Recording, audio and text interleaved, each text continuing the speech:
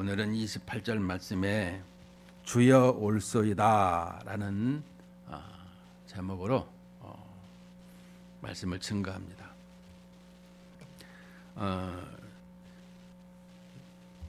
앞절 7장 1절부터 23절까지 이 부분을 얘기를 이제 뺐어요. 그런데 이 앞절에 있는 것은 정결에 관한 것입니다.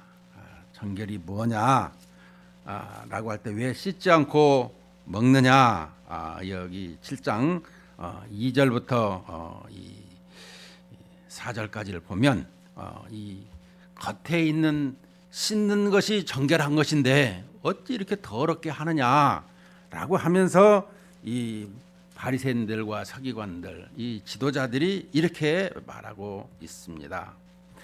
그런데 예수님께서 정작 우리에게 말씀하시는 내용이 뭐냐? 15절부터 18절까지를 보면 이 우리에게 말씀을 하고 있습니다. 아니, 저 20절부터 22절까지를 보면 20절부터 이르시되 사람에게서 나오는 그것이 사람을 더럽게 하느니라. 속에서 곧 사람의 마음에서 나오는 것은 악한 생각 곧 음란과 도둑질과 살인과 간음과 탐욕과 악독과 속임과 음탕과 질투와 비방과 교만과 우매함이니 이 모든 것이 다 속에서 나와서 사람을 더럽게 하느니라. 그러니까 이 손 씻고 뭐 얼굴 씻고 이런 깨끗함을 가지고 살아가는 것이 정결한 것이 아니라 너의 마음에서 나오는 것이 더러운 것이다라고 하는 것을 알게 해주는 것입니다. 그것을 통해서 24절부터 이제 30절까지의 내용이 여기에 다 포함되고 있는 내용입니다. 이게 정결 예식이 뭐냐?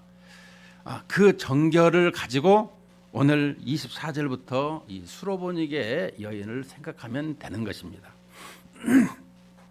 24절 말씀을 보면 이 예수께서 일어나사 거기를 떠나 두로 지방으로 가서 한 집에 들어가 아무도 모르게 하시려 하나 숨길 수 없더라.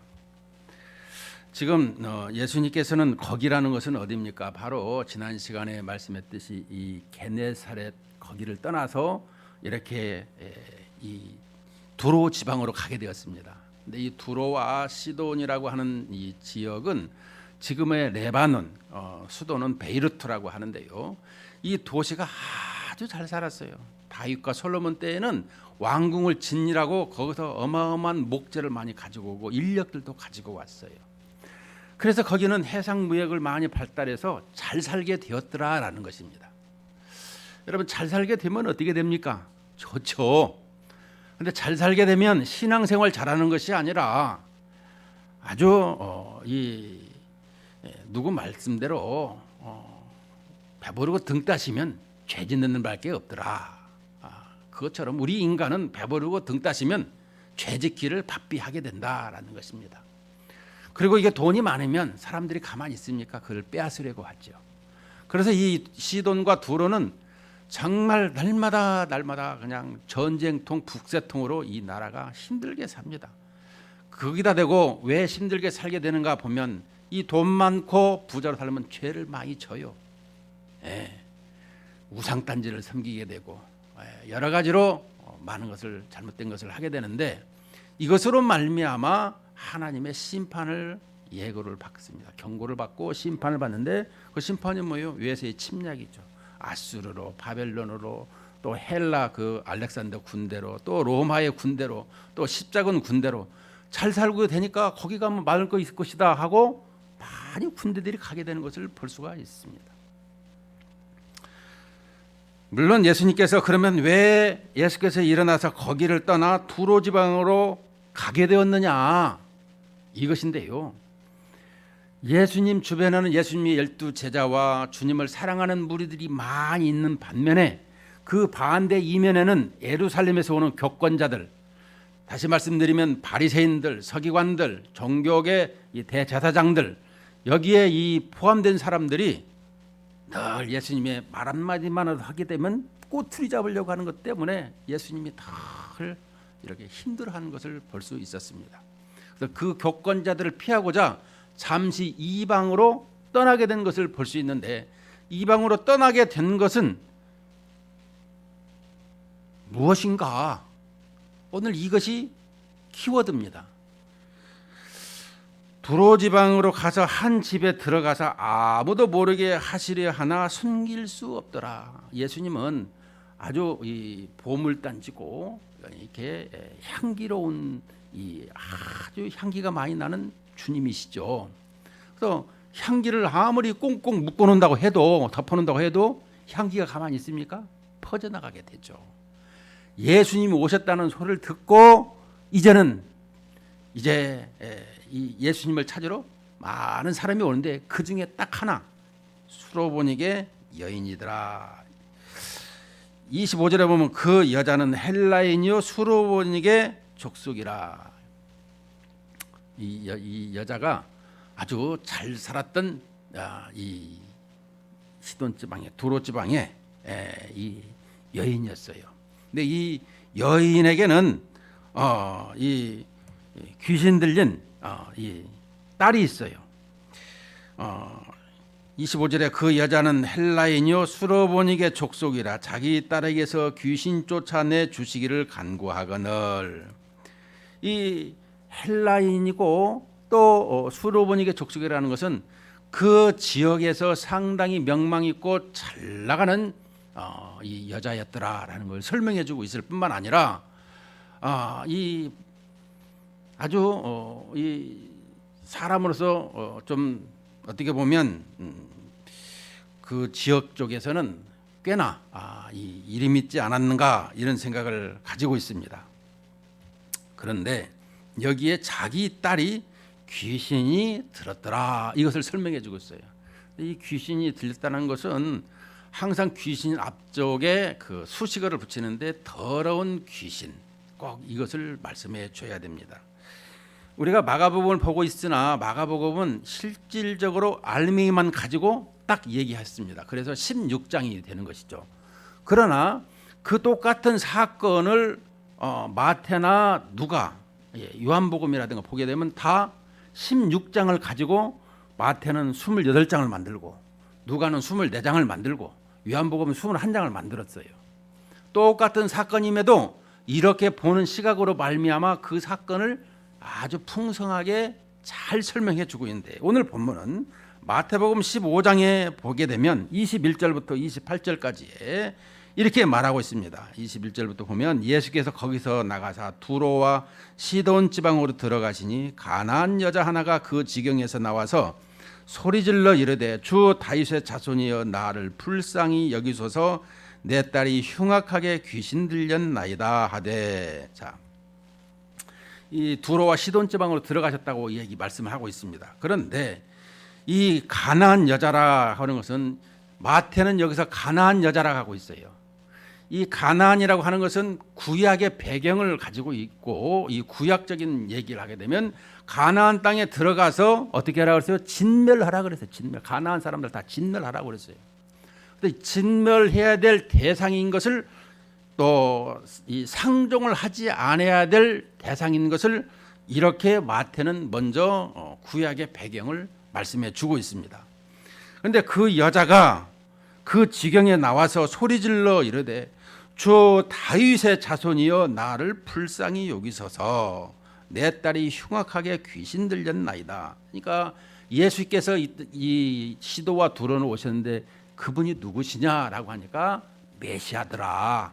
그래서 메시아는 어디서 오느냐, 구약을 보니까 다윗의 후손으로 오게 되었더라라는 것을 알게 됐더라는 거예요. 누가? 이 헬라 여자, 가나안 여자가. 그런데 여기에 보면 23절에 예수는 한 말씀도 대답하지 아니하시니 제자들이 와서 청하여 말하되 그 여자가 우리 뒤에서 소리를 지르오니 그를 보내소서. 이거는 이제 마태가 가면 써놓은 거예요. 마가는 없어요, 이런 글이. 그때 24절에서 예수께서 대답하여 이르시되, 그러니까 한 말씀도 안 하는 것을 보면 우리가 생각해야 됩니다. 누가 뭔 말은 말하지 않으면 어떻게 되죠? 그냥 무시하는 거예요. 대꾸하고 싶지 않다, 이거거든요. 그럴 때에 이 제자들이 좀 글을 소리 지르니까 좀 보내주세요, 이렇게 제자들이 청을 하고 있습니다. 그때 24절에 예수께서 대답하여 이르시되 나는 이스라엘 집에 잃어버린 양 외에는 다른 데로 보내심을 받지 아니하였노라 하시니, 이제 메시아가 이 땅에 왔는데 나는 이스라엘 집에 잃어버린 양 외에는 다른 사람을 다른 데로 보내심을 받지 아니했더라, 이렇게 말씀해 주고 있습니다. 자, 우리는 여기서 이 예수님의 이 전도대를 파송할 적에 마태복음 10장 5절 6절을 보면 예수께서 이 12를 보내시며 명하여 이르시되 이방인의 길로도 가지 말고 사마리아인의 길로도 가지 말고 고을에도 들어가지 말고 오히려 이스라엘 집에 잃어버린 양에게로 가라라고 이 전도대를 예수님의 이 제자들을 파송한 것을 볼 수가 있습니다. 이처럼 이 예수님께서 이 땅에 오신 이유가 뭐냐라고 하는 것을 설명할 적에 이스라엘의 잃어버린 양을 찾는 것이다 라고 설명해 주고 있는 것입니다. 그래서 우리가 구원이 뭐냐라고 하면 예수 그리스도를 영접하고 믿는 것입니다. 어떻게 보면 그 말이 정답이죠. 그러나 우리가 큰 틀에서 보면 우리의 구원은 이 창조를 하나님께서 하셨는데 그 창조한 것이 파괴되었는데 그 파괴된 것을 회복시키는 것, 이것을 말씀하고 있죠. 그래서 구원은 회복을 설명하고 있더라라고 한다라면 오늘 하나님의 백성이 마귀의 꼬임에 넘어가서 마귀의 자녀가 되어버렸어요. 그것을 다시금 잃어버리는 것을 되찾는 것을 메시아 예수 그리스도께서 이 일을 하시러 이 땅에 오셨더라는 것이죠. 물론 그 찾는 것은 다시금 예수님께서 그 모든 죄를 짊어지시고 십자가에서 죽으시는 것이죠. 그래서 십자가로 말미암아 대속으로 말미암아 하나님의 그 모든 것을 받으시고 또 그 예수님의 그 모든 대속에서 돌아가시는 것을 믿는 자는 다 하나님의 자녀가 되어지고 부활로 말미암아 하나님의 영원한 자녀로 살아가는 이런 모습을 우리에게 설명해 주고 있습니다. 자, 그렇더라면 이 수로보니게 여자에게 있어서 이 답을 하는데 자녀로 먼저 배불르게 먹게 할지니 자녀의 떡을 취하여 개들에게 던짐이 마땅치 아니하니라. 이 헬라인 여자에게는 지금 수로보니게 여인에는 자신의 딸이 귀신 들렸다고 얘기하고 있어요. 근데 이 성경을 보면 대표의 원리라는 것을 꼭 기억해야 되는 것입니다.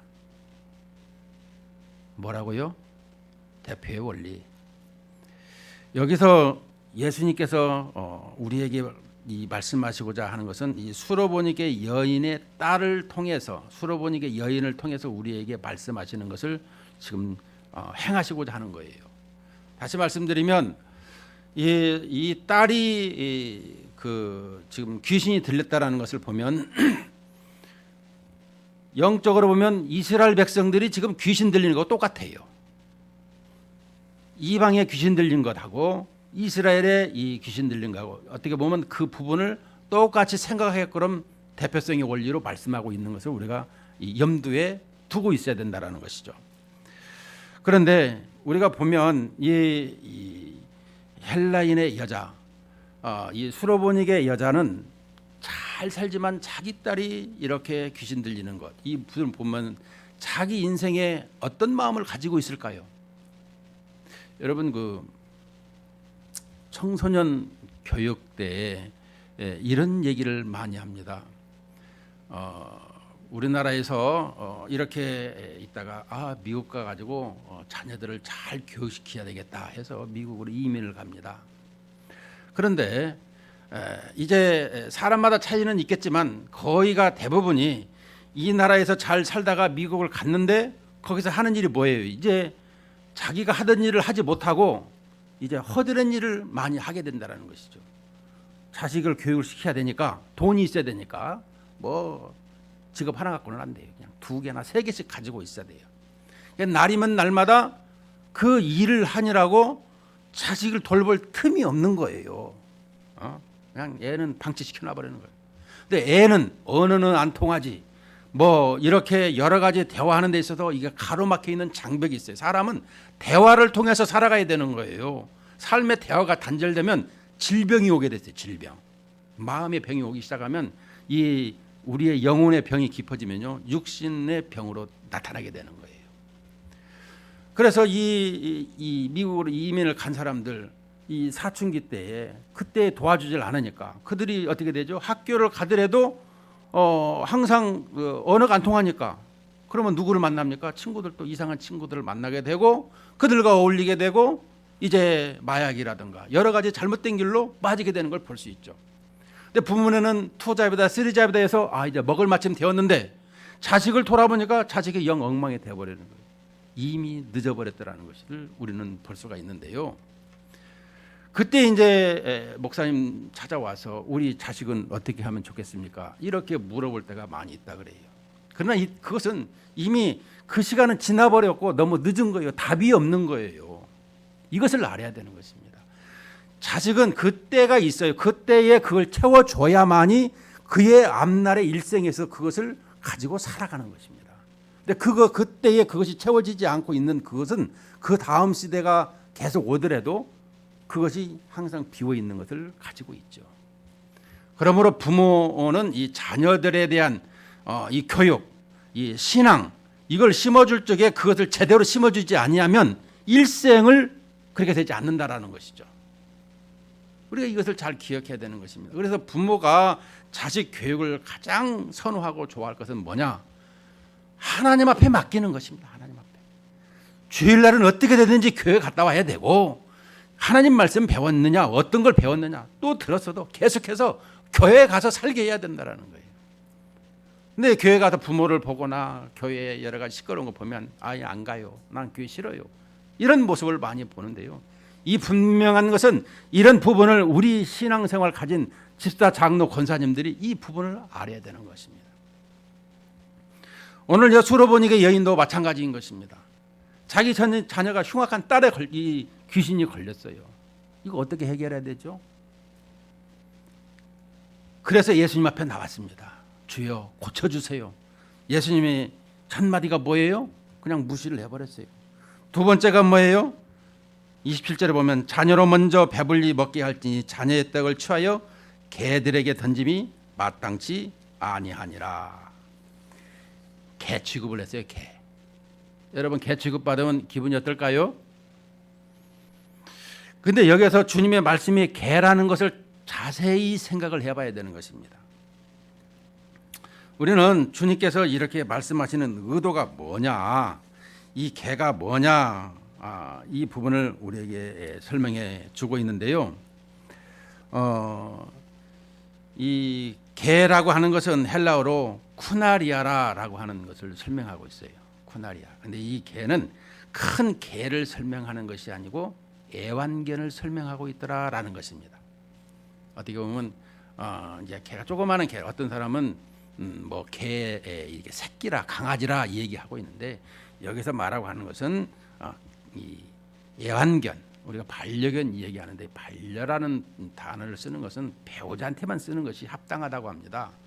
그런데 우리는 그냥 사람들하고 함께 있으니까 우리에게 보내주고 함께 살라고 했으니까, 물론 하나님께서 가축과 이 들짐승을 구별을 했어요. 하나님께서는 사람들에게 함께 살아갈 수 있는 도움을 주고 유익을 줄 수 있도록 식용도 주고 그다음 가축을 우리에게 주셨다라는 것이죠.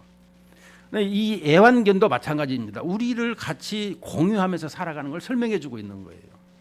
근데 그것을 너무나 애완견인 것은 좀 안 된다. 같이 살아가니까 반려견을, 그것은 맞지 않다. 우리 기독교에서는 이런 생각을 가지고 있습니다. 근데 이 개를 이 설명하고 있는데, 이 개가 항상 이 주인이 주는 이 것을 설명하고 있어요. 주인이 음식을 줘야만 먹고 주인과 함께하는 것을 설명하고 있죠.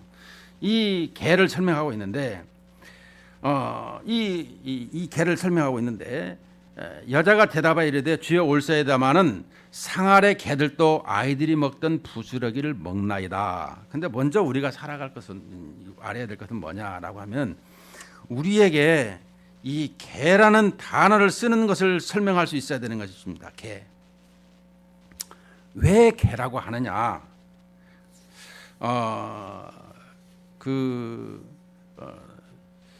이방 사람들을 이 개라고 합니다.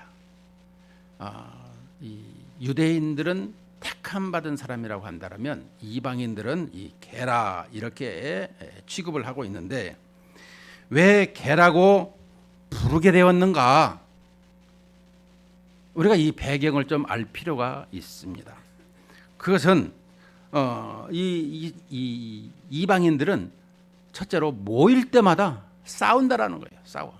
아마 개들이 왈왈 하듯이 이렇게 싸우는 모습을 보고는 개들 같다라고 해서 이렇게 말을 하게 됐다라는 것입니다. 하여간 이 싸우는 모습 이것은 좋지 않는 것입니다. 두 번째로는 왜 개라고 부르는가 보면 음란하기 때문이다라는 것입니다. 여러분 음란은 이 개만이 음란한 것은 아니죠. 근데 개를 보면 사람들이 보는 데서 하는 것을 이렇게 개들은 많이 보여지잖아요.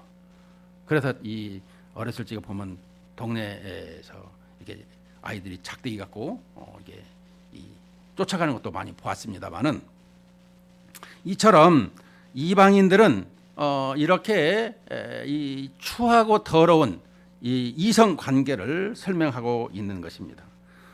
두 가지로 설명하는데 이 이방인들은 이렇게 개처럼 우상을 섬기는 모습, 그냥 사방에 하나님을 영적으로 보이지 않는 하나님을 예배하는 것이 아니라 이 제사하는 것이 아니라 당시에 이렇게 우상을 막 보이는 데서 섬기고 그 우상을 섬기고 나서는 음란을 하더라는 것이죠. 두 번째는 무엇입니까? 이제 세상 사람들과 차별이 없이 아주 그냥 이성관계도 근친상간은 밥 먹듯이 심지어 아버지가 딸을 이렇게 행하는 이런 것을 보면서 이건 개들이나 개만 또 못하다 이렇게 이방인들 이렇게 책망했더라는 것입니다. 세 번째로는 뭐냐? 이 토한 것을 다시 먹었더라라는 것입니다. 회개하고 또 재짓고 회개하고 또 재짓고 이런 것 때문에 개와 같다라고 하는 것을 볼 수 있는데요. 그것을 예수님이 채택을 해서 이방인들을 개와 같다라고 하는 의미가 뭐냐 이것입니다.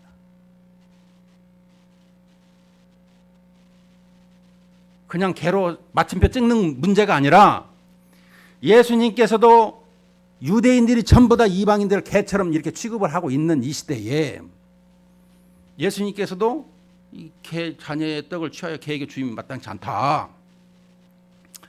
예수님께서 시드와 두론을 가게 된 목적은 어떤 사람은 뭐 다른 얘기도 하고 그러겠지만은 물론 여기서 뭐 쉬려고 이렇게 한 조용한 집에 갔다고 설명하고 있으나 실은 게네사렛에 가더라도 다 이유가 있어서 갔듯이 여기에 오는 것도 이 이유가 있다라는 것입니다. 사마리아의 땅에 가는 것도 사마리아 여인을 만나러 간 것처럼 오늘 여기에 오는 것도 이 수로보닉의 여인을 지금 만나러 온 것입니다.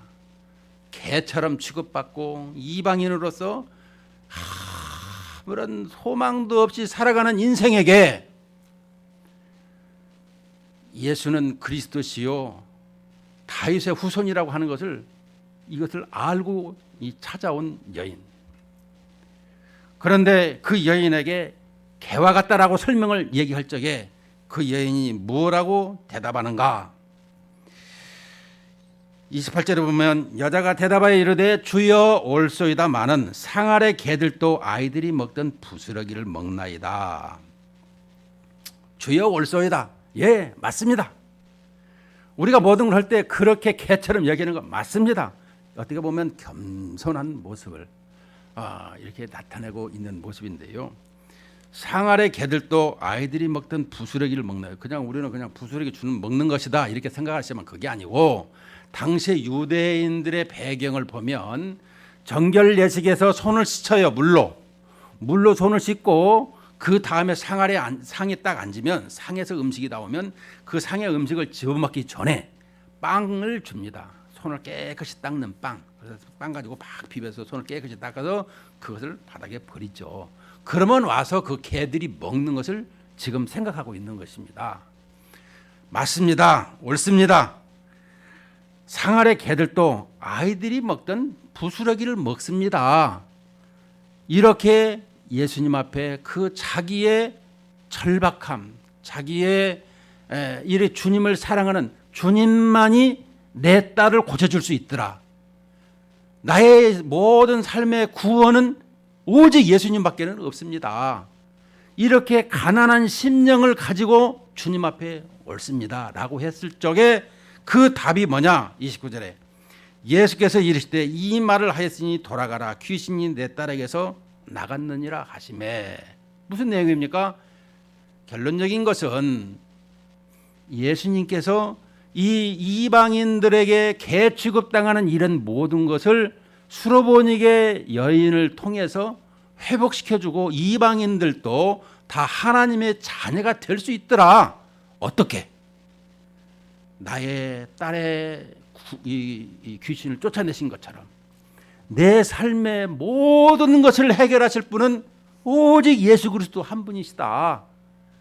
메시아, 다윗의 후손으로 오시는 메시아, 하나님의 아들이심을 고백하는 모든 유대인이며 이방인 모두가 다 하나님의 자녀가 될 수 있더라라는 것을 설명해 주고 있는 대목인 것입니다.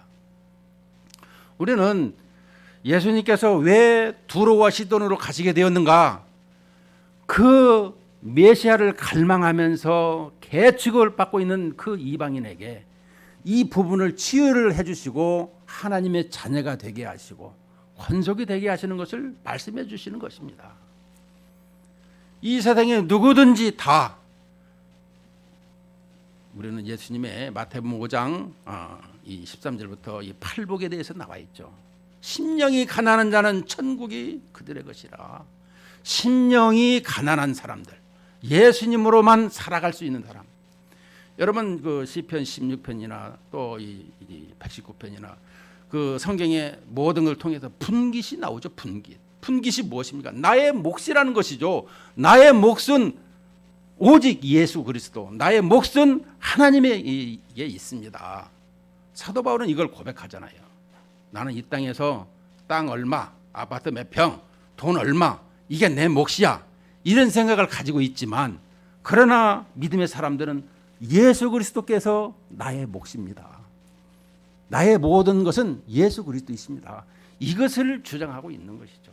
이것을 기억하고 살으라고 말씀해 주고 있는 것입니다. 우리는 신앙생활하면서 나의 몫이 무엇입니까? 이것을 생각할 때가 많아요. 오늘 우리에게 주어지는 내용이 무엇이겠습니까? 이 사건을 통해서 우리에게 주어지는 것이 뭐겠습니까? 물론 자녀로 수로보니게 여인을 통해서 자녀가 귀신 들린 것은 자기 자녀를 바르게 키우지 않았더라는 것도 있겠습니다만은, 그러나 그 귀신이 들렸던 것을 통해서 많은 사람들이 이렇게 어둠에 매여 있더라. 또 문제없는 사람이 없더라. 아무리 부자고 돈이 많아도 이렇게 집안에 문제덩어리가 있구나. 이것을 알려주고 있습니다. 우리 신앙생활이 종교생활이 되어서는 안 되는 것입니다. 하나님은 창조를 하시고 우리의 생과사를 주장하시고 우리의 죽음 이후에까지라도 우리의 모든 것을 주장하시고 인도하시는 분이시다라는 걸 생각한다면 그 주님을 우리는 깊이 생각을 해야 되는 것입니다. 신앙생활을 가볍게 생각하면 안 되는 것입니다. 항상 신앙생활을 깊이 눈에 보이는, 물론 그것도 중요한 것입니다. 그러나 눈에 보이는 것을 통해서 보이지 아니하는 하나님을 본다라는 사실이 중요한 것이죠. 그래서 지구가 이렇게 있을지라도 3분의 1은 보여도 3분의 2는 물속에 잠겨져서 안 보인다. 이렇게 얘기를 하잖아요.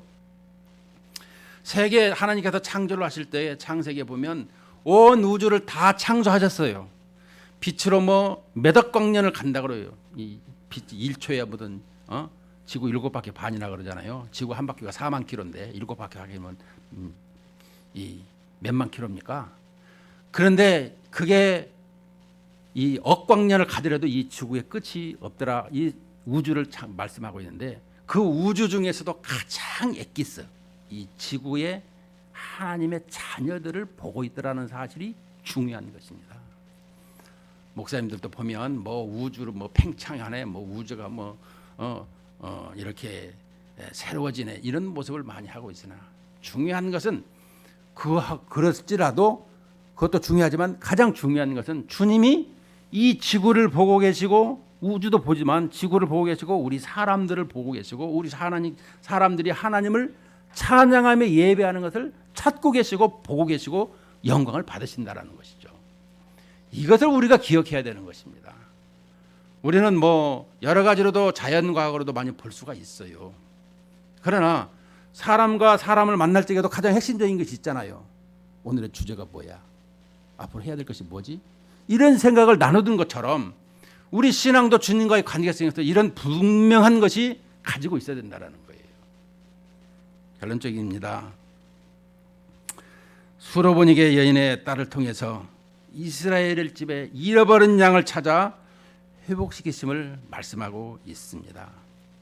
유대인들이 이방인들을 개 취급하면서 멀리했고 이들은 멸망해야 된다고 이렇게 진멸해야 된다고 생각했지만 예수님은 지금 이방 여인의 딸을 고쳐주시고 자녀 삼아주시면서 이렇게 심령이 가난한 자들은 다 하나님의 자녀가 되는 것을 설명하고 있어요. 그러므로 우리 믿음의 사람들이 행해야 될 것은 무엇이겠습니까? 지난 시간에도 말씀했습니다. 주여 나를 구원하여 주옵소서. 베드로가 물 위에 빠졌습니다. 길을 가다가 나를 구원하여 주시옵소서. 우리의 삶은 날마다 이렇게 지뢰밭처럼 안전한 삶이 아닌 것을 말씀하고 있어요. 언제든지 주님과 함께하면서 우리의 하나님과의 함께하는 삶은 늘 주여 주님을 잊지 않고 주님과 동행하면서 나 시시때때로 어려움이 올 때에 나를 구원하여 주옵소서라는 이런 것이 항상 입술에 주님 앞에 드러나주는 것이 주님과의 바른 관계의 삶을 살아가는 것이다라는 겁니다. 이 말씀으로 날마다 하나님 앞에 복된 영광의 삶이 되시기를 주의 이름으로 축원을 드립니다.